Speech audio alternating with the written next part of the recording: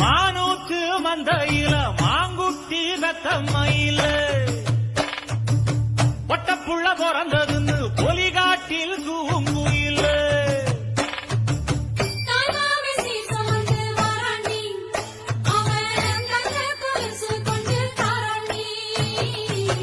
இரு சுமந்த சாதி தனவே ஆறு கடந்தா ஊரு வருவே சாதி தனவே ஆறு கடந்தா